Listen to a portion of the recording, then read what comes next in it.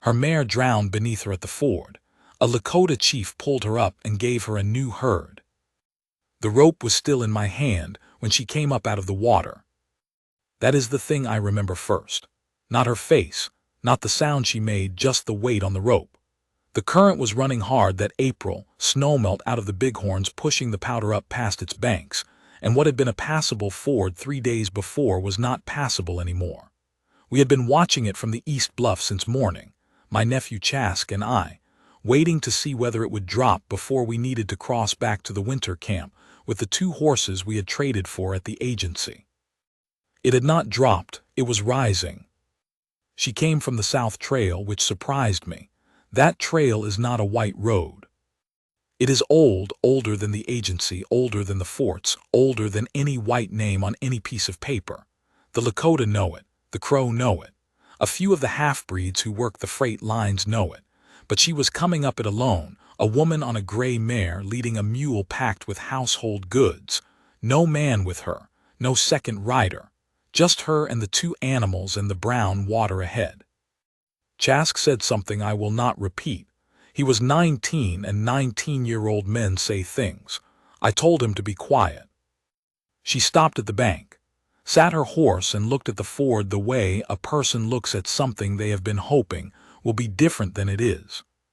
Then she turned in the saddle and looked back down the trail she had come from, and whatever was behind her must have seemed worse than what was ahead, because she turned back around and put the mare in. I will tell you what I know about horses and moving water. A horse can swim. They are stronger than they look in water, and if you let them find their own line, they will often make it across something that looks impossible. The mistake, the one that kills horses, the one that kills riders, is when the animal panics and the rider fights the panic instead of going with it. The mare got 3/4 of the way across. Then the mule, which had balked at the bank and been left, let out a long bray from shore, and the mare turned her head toward it, and the current caught her broadside, and that was it. It happened fast. The mare went under in the deep channel. The woman came off. She had the reins, but the reins were no help, and she let them go, which was the right decision, the only decision. But now she was in the powder in April with her skirts full of water and nothing to hold. I was already moving. I do not remember deciding to move. I had a good catch rope on my saddle, braided rawhide, 40 feet, and I shook out a loop as I put my horse down the bank and I threw it. I am not a young man. I was 53 that spring and my right shoulder had been broken twice, and it does not work the way it once did. But I threw it, and it landed, and she had enough sense or enough luck to get both arms through it before the current took her another 10 yards. My horse is Hoka. He is a big blue roan, and I have had him 9 years, and he knows what a taut rope means. He sat back against it, all 4 feet planted in the shallows, and held. She came to the bank hand over hand on the rope. Chask went into his knees and caught her arm when she got close enough. We pulled her out onto the gravel, and she lay there on her side coughing water, and I crouched beside her and waited. The mare was gone. I had watched her go. The mule was still on the far bank making noise. The woman coughed the last of the river out and pushed herself up to sitting. She was maybe 40, maybe a few years past it, with brown hair plastered flat and eyes the color of creek water in shade, not blue, not green, something between. She looked at the far bank where the mule was still standing, and then she looked at me. She said in English, "Is she gone?" Not a question, she knew. I said yes. She nodded once, looked down at her hands on the gravel. Then she looked back up at me and said, "Thank you." She said it straight, the way you say a true thing, not the way frightened white people sometimes talk to us too fast, too much in it. Just, "Thank you," 2 words, and she meant them both. I told her to come with us. My name is Taco de Crow Feather. I was chief of a small band, what the whites would call a sub-chief, though I never liked that word. Sub implies less. I was not less. I led 37 families through 3 bad winters and a government that kept moving the lines of what we were allowed to own, and I had not lost the band yet, which in those years was a thing worth saying. We were camped 12 miles north along the river in the cottonwoods, where the grass was coming in early and the horses were getting their weight back after the cold. Her name was Ruth Elray. She had come from a homestead east of Sundance, 140 miles to the southeast, and she had been traveling 12 days. Her husband had died the previous October, a kick from a horse, she said, and the words had no slack in them, the way words sound when they have been said enough times that the person has stopped crying inside them. She had a sister in Miles City, and she was going to the sister, and she had chosen the old trail because she had been told it was faster and flatter than the freight road. Whoever had told her that had not thought about the river in April. I gave her dry clothes from our camp, a woman's dress that had belonged to my wife, who died 4 years before that. It was plain wool, brown and red, and it fit Ruth Elray well enough. She wore it without comment, which I respected. Some white women would have made a thing of it. She did not make a thing of it. Chask got her mule across the ford on a long lead, which the mule did not appreciate but which the mule survived. Her packs were wet, but most of what was in them was salvageable clothes, a few books, a small iron box that she checked first when the packs were opened and did not explain, a rifle in oilskin that had stayed dry, a photograph in a tin case also dry. We gave her meat and she ate it. We gave her a place near the fire and she sat there drying out and did not talk much, which suited me. Chask wanted to ask her questions because he was 19. I told him to let her be. That night I sat outside my tipi and smoked, and thought about what to do with her. This needs explaining. I do not mean what to do with her the way some men would mean it. I mean practically. She had no horse.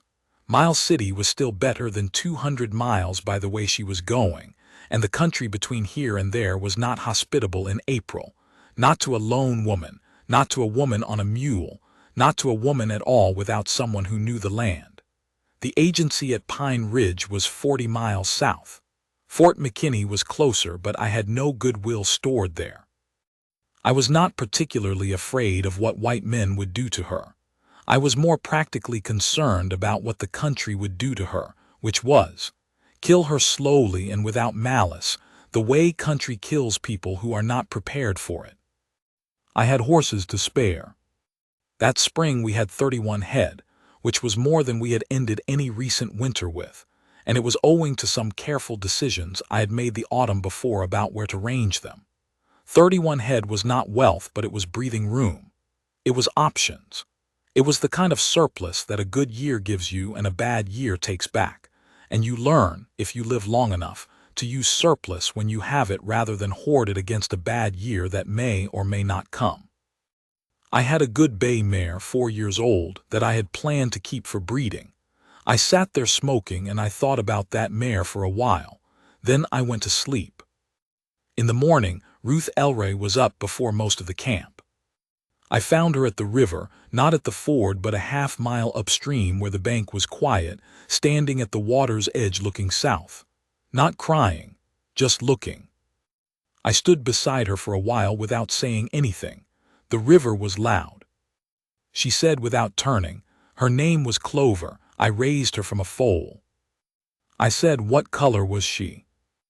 Gray, born almost white and went dapple by her 3rd year. She paused. She was 14. A good age. Yes. We stood there a while longer. Then she turned and looked at me, and there was something in that look that I want to try to describe correctly because I have thought about it many times since. It was not gratitude exactly, though gratitude was in it. It was not the way people look at you when you have done something for them and they want to acknowledge it. It was more like recognition. Like she was seeing me, not the Lakota chief who pulled her out of the river, not the Indian, not the thing the newspapers would have described.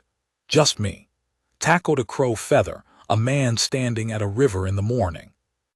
I am not sure anyone had looked at me that way in some years. I said, I will take you to the Ridge Road. It is 4 days north. From the Ridge Road you can follow it west to Miles City without difficulty. The road is used, there are way stations. She nodded. But not on a mule, I said. She looked at me. A mule is not a horse, I said. On a mule you are slow and you are visible and you are alone. There are men who will see a woman on a mule and calculate what that means. I did not elaborate. She was not a foolish woman. She understood what I meant. I have horses. She was quiet for a moment. Then she said, I cannot buy a horse from you. I have very little money. I did not say buy. She looked at me for a long time. I let her look. I was not going to make it easier by explaining myself or filling the silence. I had made my decision the night before, and I was comfortable with it. She said, why?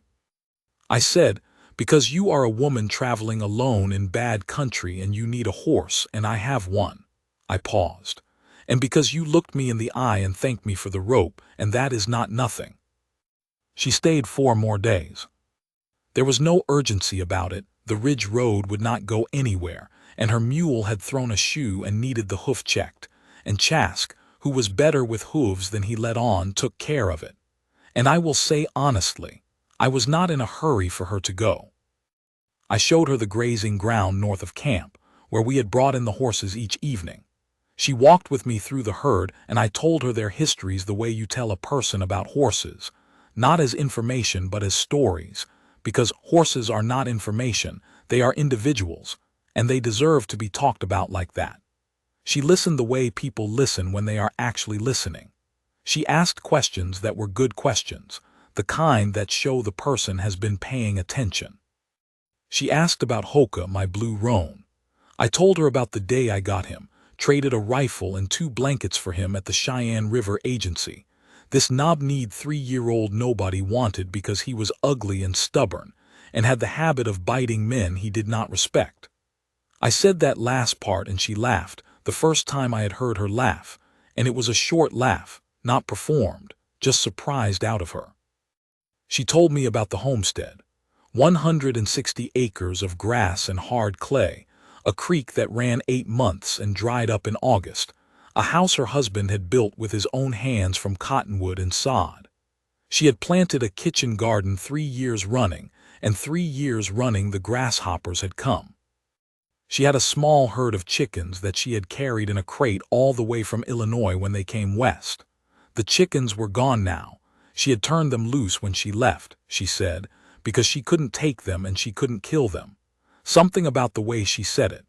A woman who could not kill her own chickens was going to be all right, I thought. She still had some softness left and the country hadn't taken it. The 3rd evening she sat with me and the older men of the band and we ate together, and nobody made her feel strange about it. And she did not act strange, and that said something about her and something about my people both. Old Hehaka, who was 70 and had seen everything and liked almost none of it, watched her across the fire for a long time and then said to me in Lakota that she had a good face. I told him to tell her himself. He shook his head and said that his English was too bad. I said his English was fine. He said his English was fine, but she was too young for him. Everybody laughed. Ruth Elroy looked around at all of us laughing and said in English, "What did he say?" And I said, "He said you have a good face." And she looked at old Hehaka and said, "Thank you," and he waved a hand at her like she was making too much of it, and she smiled. On the 4th morning, I brought the bay mare up from the herd. Her name was Pezzy, Grass in Lakota, because of the way she moved through it. 4 years old, sound on all 4 feet, well-tempered and strong. She had some quarter horse in her and some Mustang, and the mixture had made her better than either blood alone. I had planned to keep her for breeding because she was the kind of mare you build a herd around, which meant that giving her away was not a small thing. I want that to be clear. I knew what I was giving. I led Pezzy to where Ruth Elroy was saddling her mule, and I held out the lead rope and said, "For the road." She looked at the mare. She looked at me. She said, "That is a fine horse." "Yes." "You are keeping her?" "Yes." She was quiet for what felt like a long time, standing there with the morning light coming over the cottonwoods and the river noise behind everything. Then she put her hand on Pezzy's neck, and the mare dropped her head a little, which was exactly what Pezzy did when she trusted somebody, and I had not seen her do it with a new person before.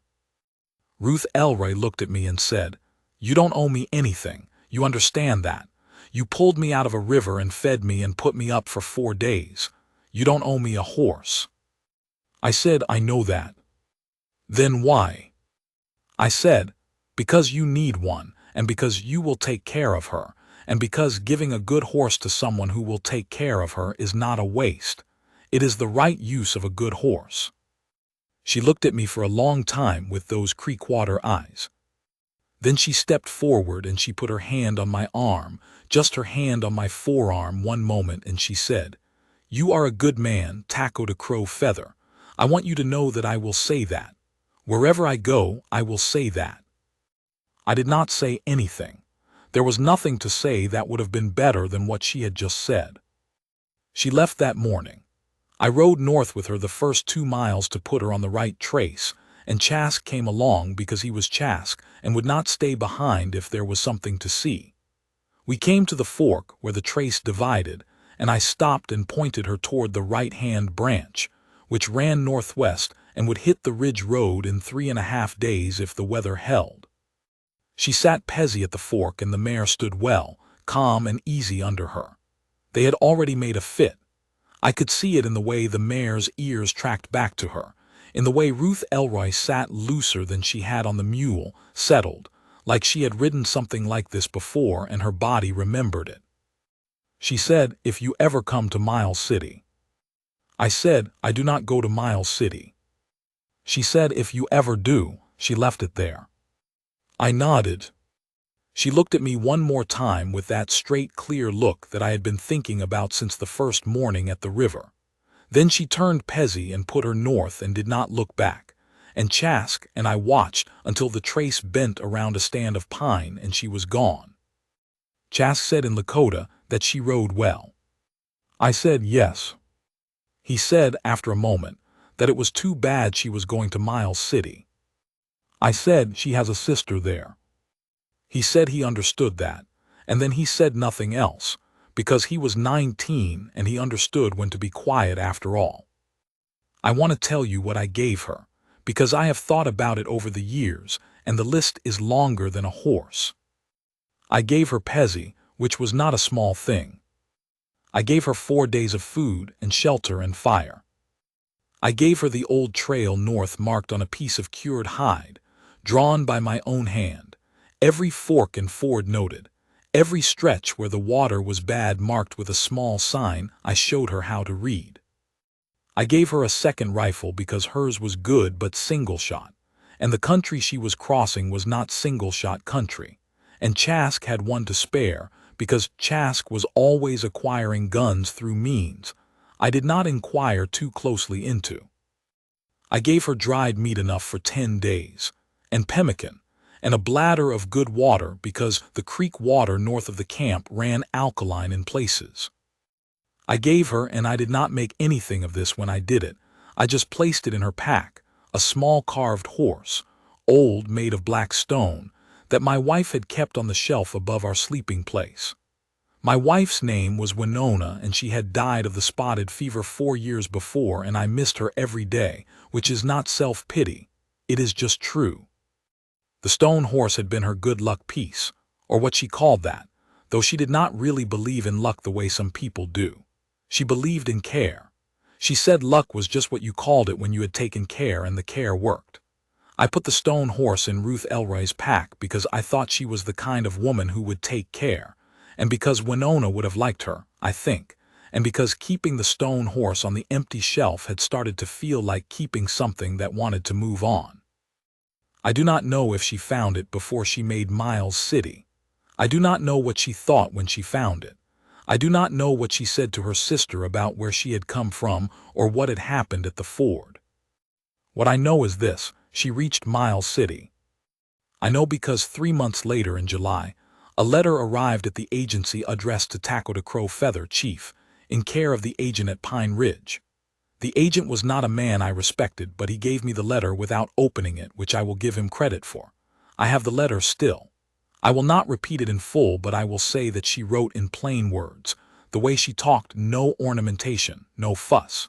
She said Pezzy was well and had proven herself in the mountain country north of Sheridan. She said the mare had good bottom and did not spook at much. She said the stone horse was on her sister's mantle. At the end of the letter, in the last paragraph, she wrote, "I have told people here what you did, not just the rope at the ford, all of it. I want you to know that there are people in this town who know your name, and know it as it should be known." That is the last line of the letter. I have read it a good many times. There are things I could tell you about the years after that, the band's numbers, the winters, the government's decisions about the land, which kept being the wrong decisions made by people who were not living on the land, the slow work of keeping 37 families, and then more as people came to us, fed and housed and pointed towards something that was not despair. I could tell you about Chask, who became a good man against reasonable odds and who rode for me for 20 more years, and whose children called me uncle. I could tell you about the herd, which I rebuilt. The year after Ruth Elray left, I put 2 new mares to my best stud, and the following spring had 6 good foals, and the year after that I had more, and within 5 years I had the largest horse herd of any band in our range. Horses were still the right currency. Horses were still what the country ran on. I had understood that while the agency was trying to make us farmers, and I had held onto the horses, and that had been the right call. People asked me why I gave away my breeding mare to a white woman I had known 4 days. I told them the truth, because she was going into country that would kill her without a good horse under her, and because I had a good horse, and because being able to give when you have is the whole point of having. If you hoard what you have against the bad years, you end up with a full barn and an empty life. You end up a man who could have helped and didn't, and that man is worse off than the man who gave and came up short. I had seen enough of both kinds to know which I wanted to be. They usually nodded when I said that, because it was true and they knew it was true, and also because I was the chief, and it is harder to argue with chiefs. The summer of 1889, I do not want to talk about 1889 much, because the story of that year is a story of things taken, and that is not the story I am telling here. But that summer, before the allotment, before all of it, I was at the Ridge Road for the first time in years, moving horses north to the summer range, and I stopped at the ford on the Powder. The river was low that time of year. You could cross it at a walk. I sat hoka on the south bank and looked at the water for a while. The ford where the gray mare had gone down was just east of where I was standing, and the channel that had taken her was visible now as a dark line in the middle of the low water, deeper than the rest still, the way river channels hold their shape even when the water's down. I thought about Winona and the stone horse on a mantle in Miles City. I thought about Creekwater eyes and 2 plain words spoken like a true thing. I thought about what it means to be a man that someone will say good things about after they have left you, not because you performed for them or needed them to think well of you. Just because you did what was right when it was in front of you, and a clear-eyed person saw it and called it what it was. That does not happen all the time. In my experience, it does not happen often. You do right for its own sake, and most of the time no one marks it. But sometimes, if you are lucky, if that word means anything, if what it means is that you took care and the care was seen, sometimes a woman pulls herself up out of a river on your rope and looks at you like you are a man worth looking at. And that stays with you. Hoka shifted under me, impatient the way he gets when we stop moving. I put my hand on his neck once, feeling the muscle under the coat, that particular warmth. Then I put him into the ford and we crossed.